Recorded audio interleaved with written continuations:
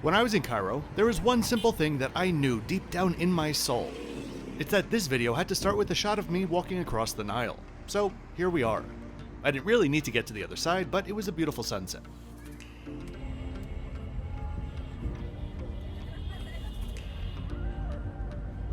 Okay, now we're on the way to the airport. Driving through Cairo has always been surprisingly New York-like to me. There's something about the grid pattern, the buildings, and the pedestrian traffic which just replicates part of Manhattan's vibes. Shortly after my Uber driver graciously donated to the police force, the airport came into sight.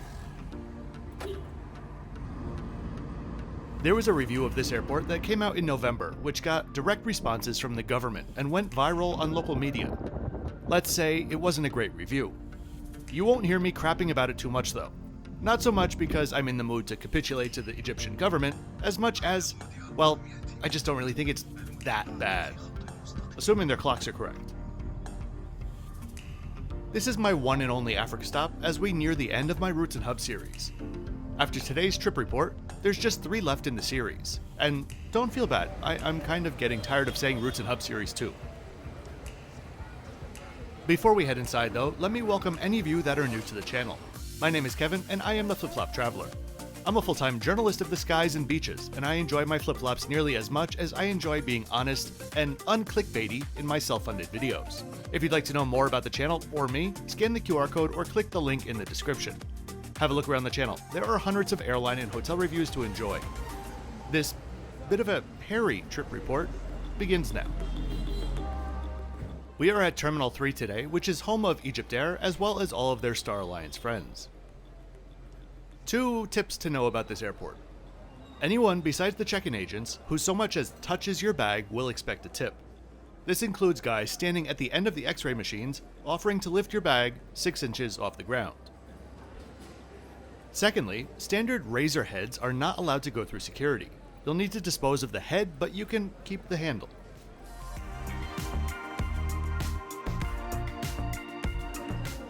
If you're flying business class or your Star Alliance Gold, things will be easy for check-in with very well marked gold track lanes and check-in areas.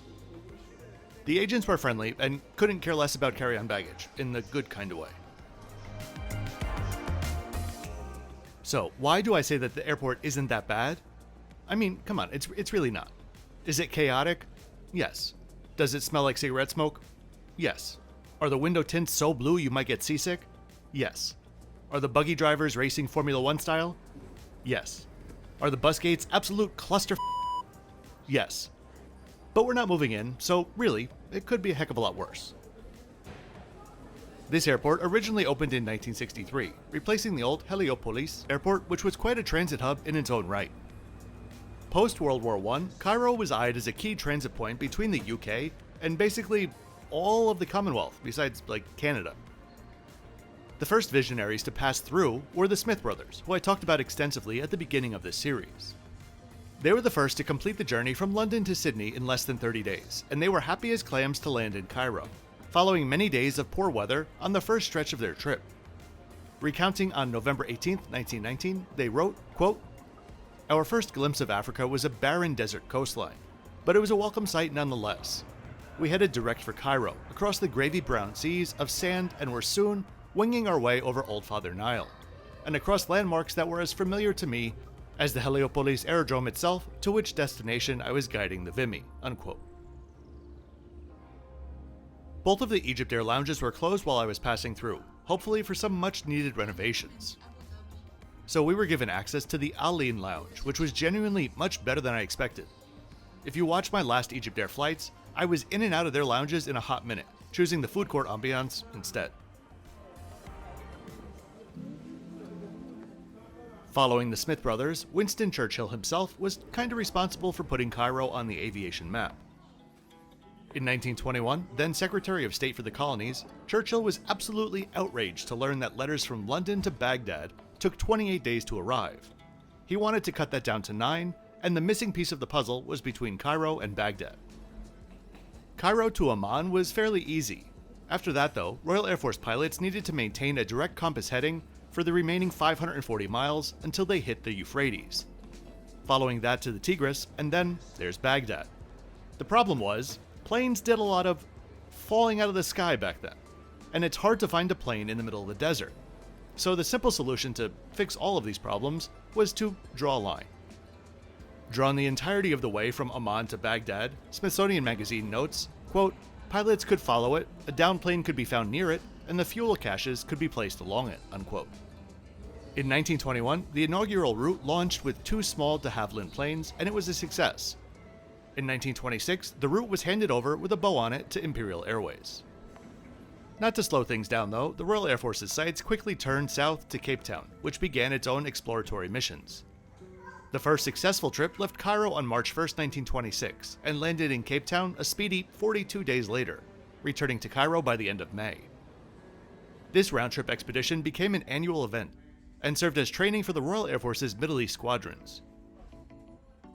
And let's not forget the Horseshoe Route, which was popular in the 30s and 40s, which Cairo was pivotal for, or the granddaddy of them all, the Kangaroo Route, which this series is retracing. Not wanting to miss out on all of the action, the Egyptian government launched Misr Airworks in 1933, with its first routes between Cairo and Alexandria. Misr being the Arabic name of Egypt and the reason for Egyptair's MS airline code. In the 1950s, they became Misr Air, merging with Syrian Airways in 1957 to become United Arab Airlines. But they weren't really that united since Syria pulled out 4 years later. In 1971, the modern-day Egyptair was launched. Currently, they serve 102 destinations from their hub here in Cairo, which last year was the continent's busiest airport, with over 26 million passengers. Kind of amazing to consider that the likes of Addis Ababa, Nairobi, and Lagos each had less than a third of that. Okay, the Smith brothers, Baghdad, Cape Town, and Misr. Check, check, check, and check. Let's get on this flight.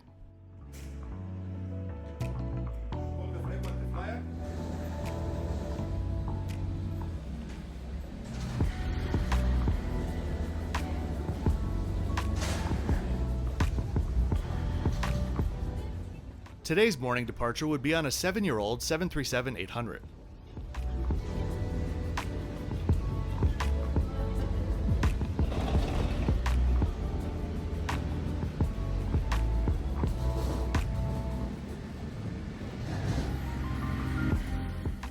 I was kind of greeted as I stepped on board and found my seat for today 3A. I will say for sure that this cabin is looking better than on the last 737 of theirs that I was on, when I was the only business class passenger flying to Amman. You may be looking around and wondering where my punchy title and thumbnail text came from, but don't worry, you won't be disappointed. That said, the cabin and the seats were comfortable and all around pretty clean. These are more or less standard first-class domestic type seating in a 2x2 configuration, of which I think at this point they have 4 or 5 different types across their narrow-body offerings.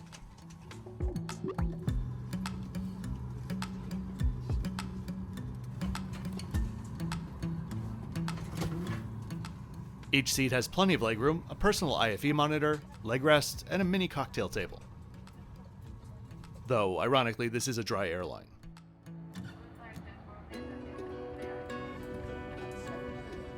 If you're enjoying the video and want to see more, please go ahead and click that like button, and more importantly, subscribe. If you're looking for lots more information about my travel in general, weekly posts, advanced itineraries, travel advice and the like, or just want to show your support to the channel, I'd invite you to check out my Patreon or YouTube channel memberships.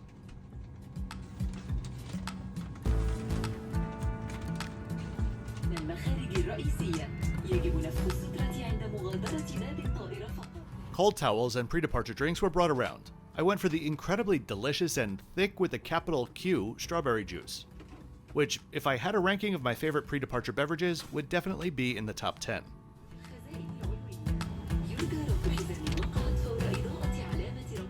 The safety video began, and so did our pushback.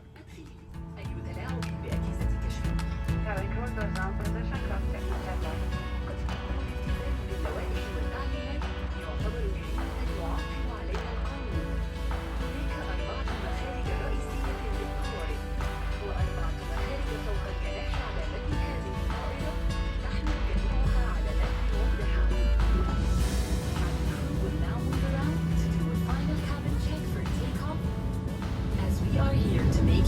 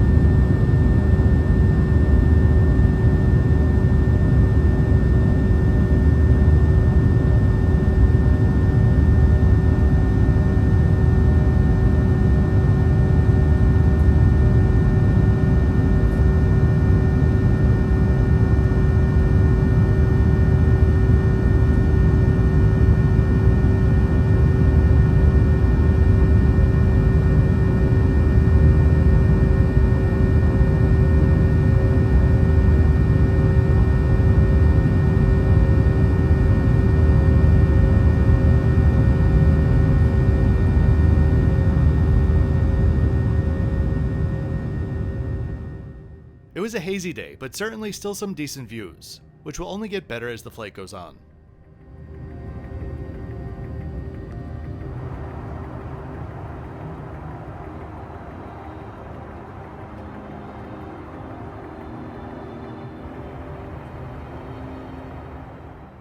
It took a while for the monitors to get their juices flowing, but apparently you're allowed to take these headphones home as a modest gift.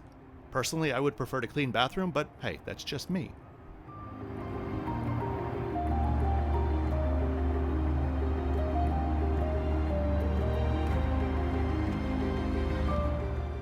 The entertainment on offer was fine. Nothing groundbreaking, but you'll be able to get through a few hours for sure. As long as there's a map, I'm happy, so I don't miss moments like when we cross over the Med.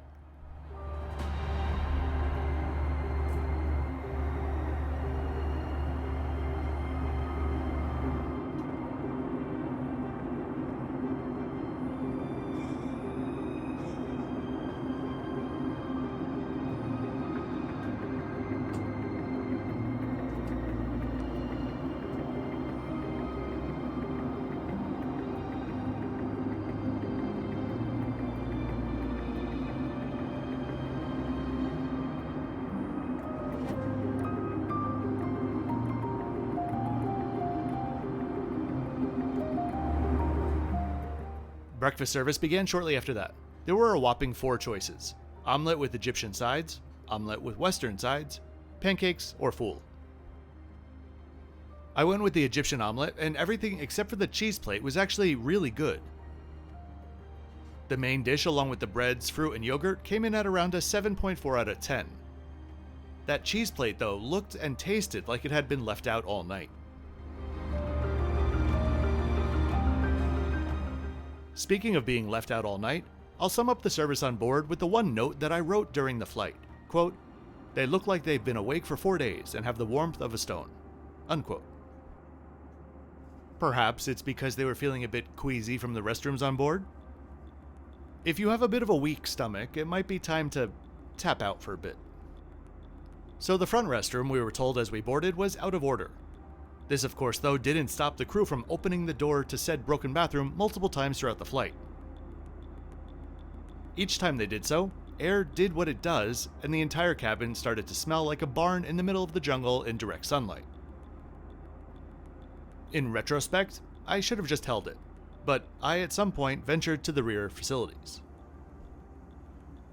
I don't really think I need to narrate this bathroom tour, but I would just encourage you to check out the walls in particular, and the thing that I like to call splatter.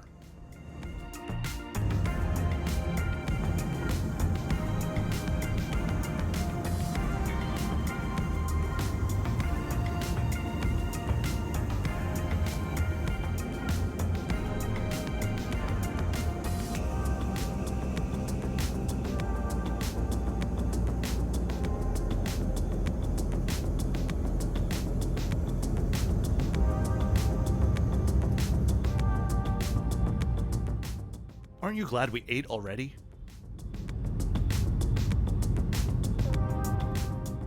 We had some beautiful mountain views crossing Turkey, until someone turned off the clean air and we descended into some serious smog soup.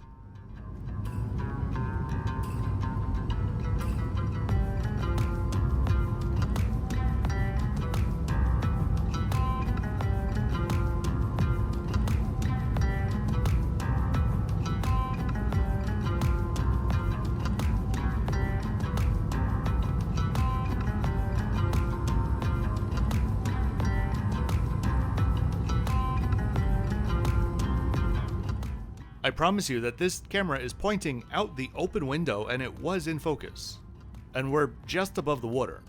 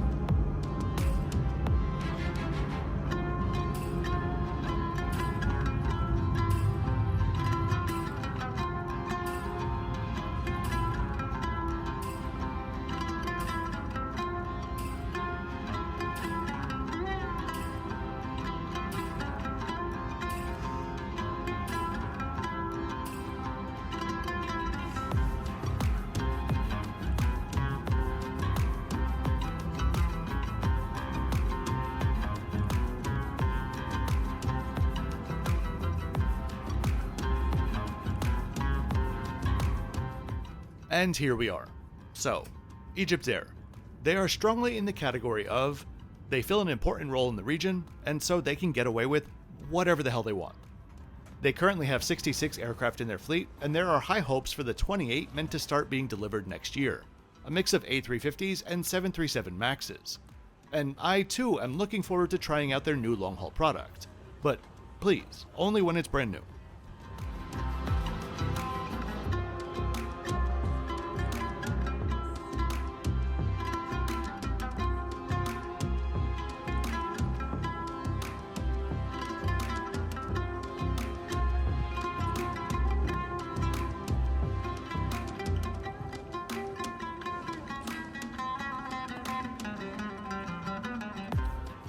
I really do hope that you enjoyed this trip report today, even if you aren't feeling too well at the moment. If you did enjoy it, please be sure to click that like button and subscribe for 2 new videos each week. I'll see you next time from the incredible Zoetree in Cabo.